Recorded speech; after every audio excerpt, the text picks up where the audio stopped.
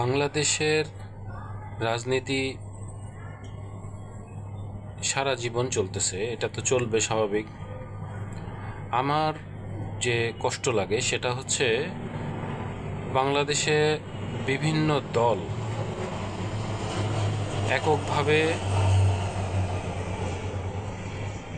দেশটাকে স্বাধীন করতে পারে নাই। ছাত্ররা ঐক্যবদ্ধভাবে একটা পরিস্থিতি নিয়ন্ত্রণে নিয়ে আসছেন এবং তাদের মাধ্যমে দেশটা দ্বিতীয়ভাবে স্বাধীন হয়েছে বলে বলা হচ্ছে। অরিজিনাল স্বাধীন হয়েছে 1971 সালে, যেখানে 30 লক্ষ মানুষের মৃত্যুর মাধ্যমে 30 লক্ষ শহীদের রক্তের বিনিময়ে বাংলাদেশ স্বাধীন হয়েছেন। এবং 5ই আগস্ট যে স্বাধীন হয়েছে সেটা 1400 নেতাকর্মীর রক্তের বিনিময়ে, তার ভিতরে ছাত্রদের সংখ্যাটা ছিল বেশি। এখন বিষয়টা হচ্ছে যে ছাত্ররা আন্দোলনের মাধ্যমে একটা দলীয় সরকারের পতন করেছেন। সে সরকার দেশে এখন নাই, সেই সরকার পালিয়ে যেতে বাধ্য হয়েছেন। এখন আরেকটা বিষয় দাঁড়াচ্ছে যে যে সরকারটা ক্ষমতায় ছিলেন তাদের সময়কালটা ভালো ছিল, নাকি এখন কোনো সরকারই ক্ষমতায় নাই, এখন তত্ত্বাবধায়ক সরকার আছে কিছু সময়ের জন্য, ক্ষণিকের জন্য। একটা দলীয় সরকার যদি ক্ষমতায় যান, তার আগে বাংলাদেশের পরিস্থিতি কি দাঁড়াচ্ছে সেটা আমাদের ক্যালকুলেশনের বিষয়। বিগত সরকারের আমলে এমন কোনো ঘটনা ঘটেনি যে ঘটনাগুলো সাধারণ মানুষের উপরে প্রভাব পড়েছে। যারা রাজনীতি নিয়ে দলীয় বিষয়ে কথাবার্তা বলতেন তারা আয়নাঘরে গেছেন, তাদেরকে আয়নাঘরে পাঠানো হয়েছে, তাদেরকে দুর্নীতি দায়ে তাদেরকে বিভিন্ন অপরাধ কর্মের মাধ্যমে, রাজনৈতিক কর্মকাণ্ডের মাধ্যমে তাদেরকে জেলে পাঠানো হয়েছে। কিন্তু সাধারণ মানুষ তো ভালোই ছিলেন। সাধারণ মানুষ বলতে আমি যেটা বোঝাতে চাচ্ছি যে বাংলাদেশের সাধারণ মানুষের সংখ্যা তো বেশি, ঠিক না? চাকরি বাকরি যারা করেন, যারা চাকরি করেন, যারা ব্যবসা বাণিজ্য করেন, তারাই কিন্তু সাধারণ মানুষ। বাংলাদেশে 18 কোটি মানুষ, তার মধ্যে কতজন দলীয় দল করেন? ধরুন 1 কোটি জনগণ দল করেন, বাকি 17 কোটি মানুষ তো সাধারণ মানুষ। তারা সুষ্ঠুভাবে শান্তিতে জীবনযাপন করতে চান। এখন তারা যদি শান্তিতে জীবনযাপন করতে না পারেন, তাহলে দেশ স্বাধীন করে কি লাভ হয়েছে? বর্তমানে কোনো দলীয় সরকার ক্ষমতায় নাই, কিন্তু যেভাবে সাধারণ মানুষ অত্যাচারিত হচ্ছে, যেভাবে সাধারণ মানুষ বিপদগ্রস্ত হচ্ছে, যেভাবে ব্যবসায়ীরা লাঞ্ছিত হচ্ছেন, যেভাবে চাঁদাবাজের শিকার হচ্ছেন, চাঁদাবাজরা যেভাবে তাদেরকে বিপদের মধ্যে ফেলে রেখেছেন, তাতে সাধারণ মানুষ খুব বিপদে আছেন। ব্যবসায়ীরা খুবই বিপদের মধ্যে দিনাতিপাত করছেন। এটা হচ্ছে বাস্তব উদাহরণ এটাই যে যারা ব্যবসা বাণিজ্যের সাথে জড়িত তারা চান যে একটা ভালো সরকার ক্ষমতায় যাক, ভালো একটা দলীয় সরকার ক্ষমতায় যাক, তাহলে দেশটা ভালোভাবে চলবে, তাহলে আমরা ব্যবসা বাণিজ্য, চাকরি বাকরি করে, কর্মকাণ্ড ভালোভাবে পরিচালনা করে জীবিকা নির্বাহ করতে পারব। কেউ সন্ত্রাসী অশান্তি চায় না। কেউ কি চায় যে সন্ত্রাসীর সাথে জড়িত থাকতে? কেউ কি চায় অশান্তিতে পড়ে থাকতে? কেউ চায় না। সবাই চায় একটা শান্তিপূর্ণ পরিবেশ, শান্তিপূর্ণ সমাজ, এটাই চায়। কিন্তু বর্তমান যে প্রেক্ষাপট দাঁড়াচ্ছে, সেই প্রেক্ষাপটের ভিত্তিতে দেখা যাচ্ছে যে চাঁদার জন্য মানুষ ঘরের মধ্যে গিয়ে মেয়েদের উপরে নির্যাতন করতেছেন। স্বামী যদি চাঁদা না দেয় তাহলে স্ত্রীর উপরে নির্যাতন হচ্ছে। এটা ভাই কেমন ধরনের কথা? এরকম যদি হয় তাহলে ধিক্কার ওই সকল ছাত্রছাত্রীদের যারা দেশকে স্বাধীন করেছি বলে চিল্লাচিল্লি করতেছেন, যারা দেশকে স্বাধীন করেছেন বলে দাবি করেন, দল গঠন করেছেন বলে নিজেকে দাবি করেন, দেশকে পরিচালনা করবেন বলে দল গঠন করেছেন, তারা কেমনে দেশ পরিচালনা করবেন? তাদের যোগ্যতাটা কি? তারা সাধারণ অনেক দলের মানুষকে নিয়ে সংগঠন তৈরি করেছেন, ভালো কথা। তাদেরকে আমি বারে বারে ধিক্কার দেই যদি তারা এতে সাকসেস হতে না পারেন। যদি তারা সত্যি সত্যি দেশকে স্বাধীন করে থাকেন তাহলে তাদেরকে সেইভাবে কঠোর হস্তে এই সকল সমস্যার সমাধান করতে হবে। অন্যথায় তারা সারা জীবনের জন্য তারা সারা জীবনের জন্যে মানুষের কাছে খারাপ হয়ে পরিচিতি লাভ করবেন। তাদের মনের মধ্যে কি আছে সেটা তো আমরা বুঝি, যে হ্যাঁ তারা দেশের ভালো চান, কিন্তু দেশের ভালো চাইলেই তো হবে না, দেশের ভালো করে দেখাতে হবে। আপনারা দেশকে স্বাধীন করেছেন,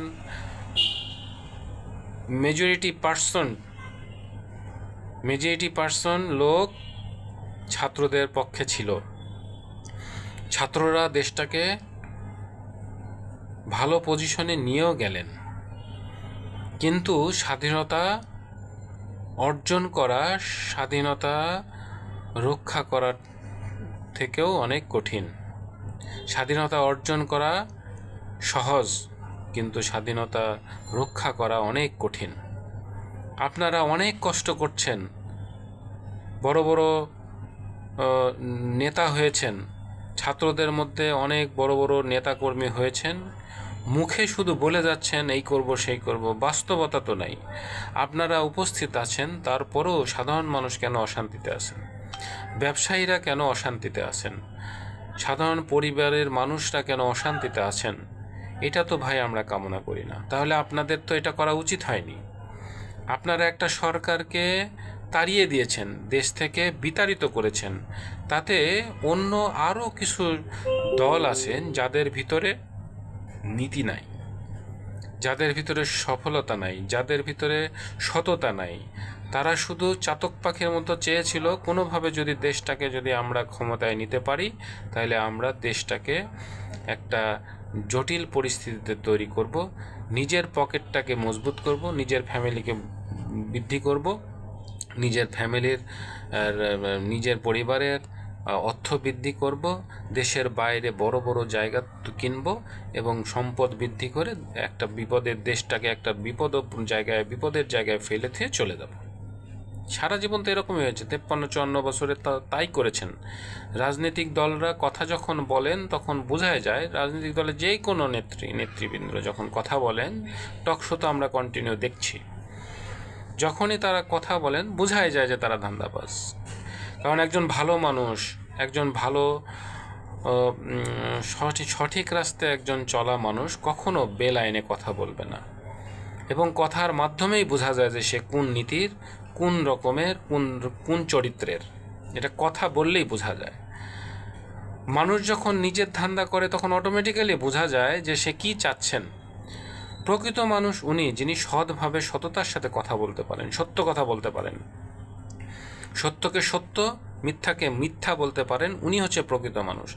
আপনি খারাপ দেখতেছেন খারাপ বলবেন, ভালো দেখতেছেন ভালো বলবেন। খারাপের বিরুদ্ধে খারাপকে যদি আপনি ভালো বলেন তাহলে বোঝাই যাবে যে আপনার ভিতরে সমস্যা আছে, কোনো না কোনো ধান্দাবাজির মধ্যে আপনি আছেন, কোনো না কোনো লোভ কাজ করতেছে যে দল ক্ষমতায় গেলে আপনি হয়তো একটা পদ পাবেন। এই ধরনের ধান্দাবাজি, যারা নর্মালি টক শোতে আসতেছেন তারা এটা মনে করতেছেন যে দলের বিরুদ্ধে কথা বলবো কেন, দলের বিরুদ্ধে সুষ্ঠু কথা বললে তো বিপদে পড়বো, তার থেকে একটু দলের পক্ষে সাপোর্ট করে নিই, তাহলে কি হবে, দল ক্ষমতায় গেলে আমরা একটা কিছু পাবো। এই পাওয়ার ধান্দায় আপনি নিজস্ব ব্যক্তিগত সুবিধার জন্য আপনি দেশের মানুষকে হাজার হাজার কোটি কোটি মানুষকে বিপদে ফেলে দিচ্ছেন শুধু আপনি নিজের ধান্দা করতে গিয়ে। এটা তো ঠিক না। আপনি যদি সৎ মানুষ হয়ে থাকেন, সত্য কথা বলেন, সত্য কথা বলবেন, আল্লাহ পাক আপনার উপর সন্তুষ্ট হবে। যদি আপনি ভালো কাজ করে থাকেন, আপনি অবশ্যই ভালো ফল পাবেন। খারাপ কাজ করে থাকবেন, খারাপ ফল পাবেন, এটাই স্বাভাবিক। যত অন্যায় অত্যাচার করবেন, অন্যায় কথাবার্তা বলবেন, অন্যায় উল্টাপাল্টা কাজ করবেন, আপনি যাই করুন, আপনার পাপ কখনো বাপকেও ছাড়ে না, এটা কথা তো আছেই। আপনি যদি ভালো কাজ করেন, ভালো কাজের ফল পাবেন। যদি খারাপ কাজ করেন, আপনি যতই করেন, আয়নাঘর সৃষ্টি করেন আর যত কিছুই করেন, যতই মানুষকে জেল জরিমানা খাটান, যতই মানুষের মুখ বন্ধ করে রাখুন, যতই ক্ষমতায় যাওয়ার লোভ করুন, আপনি ক্ষমতায় যেতে পারবেন না, কারণ উপরওয়ালা কিন্তু একজন আছে। আমরা অতীতের শিক্ষার থেকেও শিক্ষা গ্রহণ করি না। আমরা ভাবি যে যেটা হয়েছে হয়েছে, আর ভবিষ্যতে হবে না। এক সময় বিএনপি ক্ষমতায় ছিল, তারা জীবনেও ভাবে নাই যে তাদের কী পরিস্থিতি দাঁড়াবে। তারা স্বপ্নেও দেখেনি যে তাদের পতন হয়ে যাবে। তারপরে আওয়ামী লীগ সরকার এমনভাবে ক্ষমতা দখল করছিল, তারা ভেবেছিল যে কখনোই তারা হয়তো ক্ষমতা থেকে যাবে না, এমন কোনো শক্তি তৈরি হয়নি। গেছেন না? আমি আরও অতীতে চলে যাই। ফেরাউন কি নিজেকে আল্লাহ বলে দাবি করেছিলেন? নিজেকে আল্লাহ বলে দাবি করেছিলেন। কত বড় ক্ষমতা দেওয়ার পরে সে একজন তরমুজ বিক্রেতা ছিল, লোনের দায়ে, ঋণের দায়ে খাটের তলে চোখের তলে লুকিয়ে থাকতেন। তাকে আল্লাহ পাক ক্ষমতা দিতে দিতে এমন একটা সিচুয়েশনে নিয়ে গেছেন, এমন একটা পরিস্থিতিতে নিয়ে গেছিলেন, যার কারণে সে উপরে উঠতে উঠতে নিজেকে আল্লাহ বলে দাবি করছেন। তারপরে আল্লাহ পাক তাকে কী করেছেন? সে কি আল্লাহ হতে পেরেছেন? সে কাফের হয়ে মারা গেছেন এবং সারা জীবন তাকে আল্লাহ পাক জীবিত রেখেছেন যে সে হচ্ছে একজন মুনাফিক, একজন কাফের, নিজেকে আল্লাহ বলে দাবি করছেন। আল্লাহ কিন্তু একজন আছে, সে আল্লাহর কাছে সহযোগিতা চাইতো যে আল্লাহ তুমি আমাকে এটা দাও, তাহলে মানুষ আমাকে আল্লাহ বলে মানবে। চিন্তা করেছেন? তারও ক্ষমতা শেষ হয়ে গেছে। একজন ফেরাউন, সে নিজেকে আল্লাহ বলে দাবি করছিলেন, সেও ক্ষমতা রাখতে পারেন নাই। দুনিয়াটা কখনোই টিকে থাকে না। বড় বড় ক্ষমতাশীল মানুষ, সুলতান সুলেমানের মতো মানুষও কিন্তু ক্ষমতা থেকে সরে যেতে হয়েছে। তাদেরকে একটা সময় তাদের সাম্রাজ্য নষ্ট হয়ে গেছে, ধ্বংস হয়ে গেছে। তো সারা জীবন মানুষের ক্ষমতা থাকে না, কিন্তু থাকে শুধু মানুষের কথাবার্তা, চালচলন, চরিত্র, চারিত্রিক গুণাবলী, ভালো কাজ। খারাপ কাজ কখনো মানুষের উদাহরণ হয় না, ভালো কাজ মানুষের উদাহরণ হয়। আমরা বারে বারে আমরা ক্ষমতায় আসি, কিন্তু সুযোগ পাই ভালো হওয়ার, কিন্তু আমরা সেই সুযোগটা ব্যবহার করি না। নবী রাসূলরা সারা জীবন মানুষের কাছে ভালো হয়ে থাকেন। কেন? তারা ভালো কাজ করেছেন বিদায় ভালো হয়ে থাকবেন সারা জীবন। কিয়ামতের আগ পর্যন্ত তাদের প্রশংসা হবে। আর যারা কাফের ছিলেন, তাদের কাফের হিসাবেই পরিগণিত হবে। আবু জেহেলের কবরের উপর দিয়ে বাথরুম গেছে। তাহলে আপনি চিন্তা করেন কত বড় কাফের, কত বড় খারাপ মানুষ ছিল, যার কবরের উপর দিয়ে বাথরুমের লাইন। তাহলে যদি সে ভালো কাজ করতো, অবশ্যই তার ভালো কিছু হতো। নবীদের হযরত মুহাম্মদ সাল্লাল্লাহু আলাইহি ওয়াসাল্লামের কত সুনাম, কত মানুষ ভালো। সারা ওয়ার্ল্ডের মধ্যে 1 নাম্বার মানুষ হচ্ছে হযরত মুহাম্মদ সাল্লাল্লাহু আলাইহি ওয়াসাল্লাম। তাহলে ভালো কাজ করুন ভাই। দুনিয়াটা কয় দিনের? আজকে মরলে কালকে 2 দিন, তারপর আপনাকে কেউ মনে রাখবে না। আপনি যতই সম্পত্তির অধিকারী হন, আপনি যতই টাকার অধিকারী হন, মানসিক শান্তিটা সবথেকে বড় শান্তি। টকশোতে যারা উল্টাপাল্টা কথা বলতেছেন, ধান্দাবাজি করতেছেন, রাজনীতি ক্ষমতায় গেলে ক্ষমতার অপব্যবহার করেন, চিন্তা এখনই করতেছেন যেটা দলকে টিকানোর জন্য আপনারা অনেক কিছু করতেছেন, কিন্তু দলকে কি ভালো জায়গায় নিয়ে যেতে পারতেছেন না। কারণ দলের ভিতরে অনেক খারাপ মানুষ থাকবেই, কিন্তু আপনার নীতি কি? আপনি কিভাবে দেশকে পরিচালনা করবেন, আপনার নীতি ভালো না খারাপ সেটা আপনি ভালো জানেন। যদি ভালো কাজ করেন, তাহলে সারা জীবন স্বর্ণাক্ষরে আপনার নাম লেখা থাকবে। আর যদি খারাপ কাজ করেন, তাহলে আপনার নামটাও স্বর্ণাক্ষরে লেখা থাকবে, কিন্তু সেটা খারাপের দিক দিয়ে লেখা থাকবে। আপনি কখনো ভালো হতে পারবেন না। সারা পৃথিবীর মানুষ আপনাকে খারাপ বলেই চিনবে। যদি ভালো কাজ করেন, ভালো বলে চিনবে। ডক্টর ইউনূস ক্ষমতার অধিকারী হয়ে গেছেন, কিন্তু ডক্টর ইউনূস এখন পর্যন্ত ভালো মানুষ হিসেবেই পরিগণিত হয়ে আছেন, ভালো কাজ করতেছেন, সে সাধারণ মানুষের ভালো চান। ওই রকম একজন মানুষ নিজেকে তৈরি করুন। দলীয় সরকার ক্ষমতায় না থাকলে দেশের ভালো হবে না, স্বাভাবিক। তাই বলে দলীয় সরকার ক্ষমতায় গেলেই দেশের অরাজকতা সৃষ্টি করবেন, দল থেকে যারা অন্যায় করবে তাদেরকে মানে আপনি প্রশ্রয় দিবেন, লালন পালন করবেন, তাদের ক্ষমতায় আপনি চলবেন, তাদের চাঁদাবাজিতে আপনি চলবেন, এই ধরনের তো সরকার বাংলাদেশের মানুষ চায় না। বাংলাদেশের মানুষ তো ভালো কিছু চায়। বাংলাদেশের মানুষ এমন ভালো কিছু চায় যেই কাজটা করলে বাংলাদেশের মানুষের উপকার হবে, আপনি সুনাম অর্জন করবেন, আপনার ভালো হবে, আপনার জন্য সুনাম করবে। কিন্তু আমরা যেটা দেখতেছি সেটা হচ্ছে যে খারাপ দিকে চলে যাচ্ছে। আপনারা হয়তো দলীয় সরকাররা সবাই কিন্তু খারাপ না, সবাই কিন্তু চিন্তা ভাবনা করে ভালো, কিন্তু আপনার দলে খারাপ মানুষ কেন থাকবে? খারাপ মানুষগুলোকে ভালো করার কোনো টেকনিক আপনাদের জানা নাই? হ্যাঁ, একটা সংসারে 10 জন, একটা পরিবারে 10টা ছেলে থাকলে 2টা ছেলে খারাপ হবে, তাই বলে কি তাদেরকে ভালো করার কোনো রাস্তাঘাট আপনাদের জানা নাই? কি করলে ভালো হবে সেটা করতে পারেন না? তাহলে আপনারা ওদের মাধ্যমে যদি আপনি ক্ষমতায় যাওয়ার ধান্দা করেন, তাহলে তো ভাই আপনাদেরকে ক্ষমতা দেওয়ার যৌক্তিকতা নেই। এমন দলকে ক্ষমতা দেওয়া উচিত যারা শিক্ষিত, যারা বুঝে, তাদের কমান্ড উপর থেকে মানুষ শুনে, তাদেরকেই ক্ষমতায় যাওয়া উচিত। যারা ক্ষমতায় গেলে দুর্নীতি হবে না, যারা ক্ষমতায় গেলে দেশের মানুষ শান্তিতে থাকবে, যারা ক্ষমতায় গেলে আল্লাহকে ভয় পাবে। যারা আল্লাহকে ভয় পায় তারা কখনোই দুর্নীতি করতে পারে না। যদি 2-1টা থেকেও থাকে তাদেরকে নির্মূল করার ব্যবস্থা উপর থেকেই হয়। দলীয় যতগুলো দল আছে বাংলাদেশে, অনেক দল আছে, আমার গুনতিতে নাই, তারপরে যতটুকু জানি 72টার উপরে দল আছে। তো এতগুলা দলের যে নেতা, যারা উপরে বসে আছেন, বড় বড় নেতা, যারা পরিচালক, হ্যাঁ, যারা দলের চেয়ারম্যান, তারা ভালো চান, তারা দেশের ভালো চান, তাদের নীতিও ভালো, কিন্তু দলে এমন কাউকে ইনভলভ করা উচিত না যাদের কারণে আপনি ক্ষতিগ্রস্ত হবেন। এটা আরও ক্ষতি। এই ক্ষতি কেউ চায় না। আমরা সবাই দেশের ভালো চাই, আমরা সবাই নিরপেক্ষভাবে একটা দলকে সাপোর্ট করতে চাই, কিন্তু তেমন কোনো দলই আমরা চোখে দেখি না যাদেরকে আমরা ভোট দিতে পারি। এমন একটা দলকে নিয়ে আসেন যাদেরকে ভোট দিলে আমরাও সফল হতে পারি, দেশটাও স্বাধীন হতে পারে, দেশটা স্বাধীনতা অর্জন করতে পারে, মানুষের গণতান্ত্রিক অধিকার মানুষ রক্ষা করতে পারে। গণতান্ত্রিক অধিকার কি, এটা তো জানার বিষয়। গণতান্ত্রিক অধিকার, আমি আমার কথা সুষ্ঠুভাবে বলবো, আমি আমার চাকরি ভালোভাবে করব, ব্যবসা বাণিজ্য ভালোভাবে করব, কাউকে চাঁদা দিতে হবে না, শান্তিপূর্ণভাবে দেশটাকে পরিচালনা করা যাবে, দেশের ভালোভাবে চলাফেরা করতে পারবেন। কোনো চাঁদাবাজ এসে বলবে না আমাকে 2 টাকা চাঁদা দেন, কেউ এসে বলবেন আমাকে হাদিয়া দেন। আপনারা আপনাদের দলকে পরিচালনা করবেন, আপনারা অন্য কাজ করেন। জনগণের সেবক হিসেবে আপনারা এখানে আসতেছেন, চাকরির জন্য তো না। আপনারা তো নিজেকে প্রমাণ করতেছেন যে আমরা জনগণের সেবা করতে চাই। জনগণেরই যদি সেবা করবেন, তাহলে জনগণের থেকে আপনারা কেন চাঁদা নেন ভাই? জনগণ যদি ইচ্ছা করে যে হ্যাঁ আপনাকে চাঁদা দিলে আপনি দেশটাকে পরিচালনা করতে পারবেন, ভালো হবে, তাহলে আপনি দেবেন। হ্যাঁ, যায় তো, জনগণ তো ট্যাক্স দেয়, একটা ফকিরও সরকারকে ট্যাক্স দিয়ে থাকে। কেন দেন?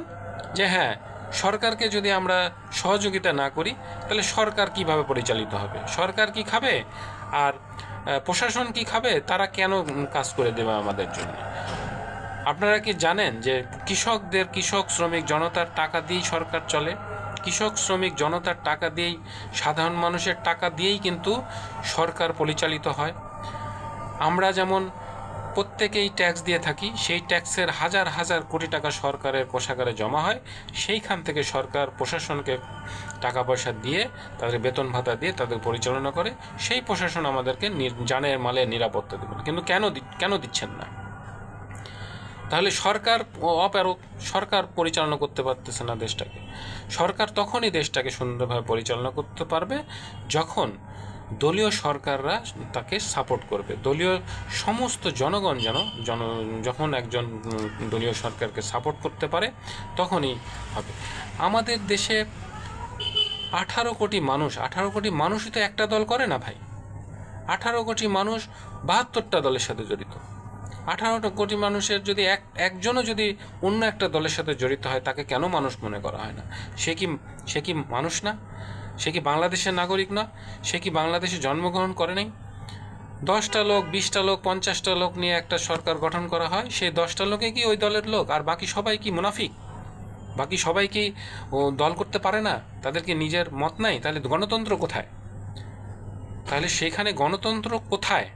গণতন্ত্র তো সেটাই যেখানে মানুষের নিজের মতের দাম দেওয়া হবে, তাদেরকে সাধারণ জনগণের মতের দাম দেওয়া হবে, তাকেই তো গণতন্ত্র বলবে, ঠিক না?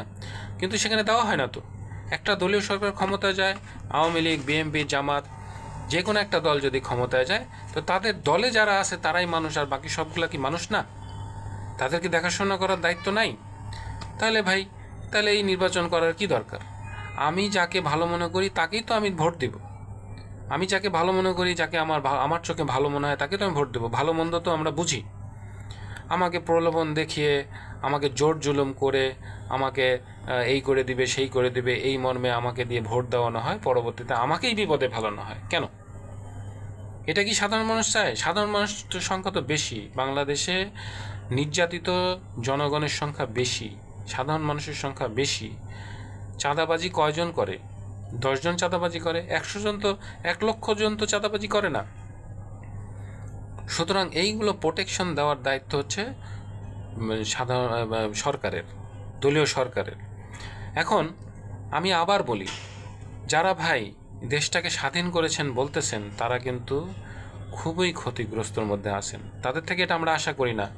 তারা যদি স্বাধীন করে থাকেন, তাহলে স্বাধীনতা রক্ষার ব্যবস্থা করেন। সাধারণ মানুষ যে বিপদে পড়ে আসে, তাদের রক্ষার ব্যবস্থা করেন। নইলে ভাই আপনাদেরকে ধিক্কার। আপনাদেরকে কি বলবো, আপনাদেরকে লজ্জা দেওয়া উচিত যে আপনারা খালি অর্জন করেছেন, রক্ষা করতে পারেন নাই। এরকম যদি হয়, তাহলে আপনাদেরকে ধিক্কার দেওয়া উচিত। এনসিপি যারা সদস্য আছেন, এনসিপি যারা করেন, যারা ছাত্র জনতার সাথে জড়িত, যাদের ত্যাগের মাধ্যমে দেশটা নতুনভাবে স্বাধীন হয়েছে, যারা মারা গেছে তো গেছেই, তারা তো জান দিয়েই দেশটাকে রক্ষা করেছেন। আর যারা জীবিত আছেন, তারা যদি সত্যি সত্যি তাদের আন্দোলনের কারণেই দেশটা যেহেতু স্বাধীন হয়েছে, তারা যদি এটা সুষ্ঠুভাবে পরিচালনা করতে না পারেন, তাহলে ভাই আপনাদেরকে ধিক্কার।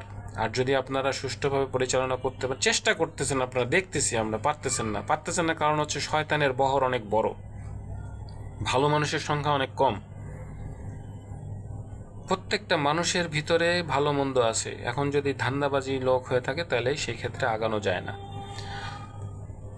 নেতাকর্মীরা দল গঠন করছেন, ছাত্রদেরকে স্বাগত জানাই যে হ্যাঁ, সারা জীবন ছাত্ররা আন্দোলন করে একটা ভালো পজিশনে নিয়ে আসে, তারপরে ছাত্ররা আর থাকে না, বিধায় এই পরিস্থিতি। কিন্তু এখন তো একটা ছাত্র সমাজ দল গঠন করেছেন, তারা চান যে ভালো হোক, কিন্তু আপনারা পারতেছেন না। আর যদি না পারেন, তাহলে আপনাদেরকে ধিক্কার। কারণ ধিক্কারের জন্যে যে আপনারা একটা চলন্ত সরকারকে সরিয়ে দিয়েছেন, চলন্ত সরকারকে সরিয়ে দিয়ে দেশটাকে বিপদে ফেলে দিয়েছেন। ঠিক আছে, তারা অন্যায় করেছে, অত্যাচার করেছে, জুলুম করেছে, নির্যাতন করেছে, তাদেরকে পালাতে হয়েছে। কিন্তু যারা বর্তমানে আছেন দেশে, তারা কি ভালো কাজ করতেছেন? পাথর মেরে হত্যা করতেছেন, ভালো কাজ করতেছেন? সাধারণ মানুষের থেকে চাঁদা নিচ্ছেন, ভালো কাজ করতেছেন? সাধারণ মানুষের চলাফেরা বিপজ্জনক হয়ে গেছে, ভালো কাজ করতেছেন? তাহলে আগেরটাই তো ভালো ছিল বলবে মানুষ, স্বাভাবিক। কারণ আগের তো এরকম হয় নাই। হ্যাঁ, যাদের প্রতি অত্যাচার, জুলুম, নির্যাতন হয়েছে, তারা কোনো না কোনো একটা সন্দেহের কাজ করেছে, বিধায় তাদের প্রতি নিজের টিকার জন্য এটা করেছেন। তো এটা তো অতীতেও হয়েছে। এরকম তো না যে কোনো সরকার ক্ষমতায় যে তারা দুধে ধোয়া ছিল, তা তো না। ফ্যাসিবাদ তো আগেও হয়েছে, আমরা দেখতে পাই না? আমাদের বয়স হয়নি, আমরা জানি না ফ্যাসিস্ট কারা ছিল, কারা কখন কীভাবে ফ্যাসিস্ট হয়েছে? হ্যাঁ, তারপরে হচ্ছে এরশাদ সরকার ক্ষমতায় ছিল, তখন কি হত্যা, জুলুম, নির্যাতন হয় নাই? হয়েছে।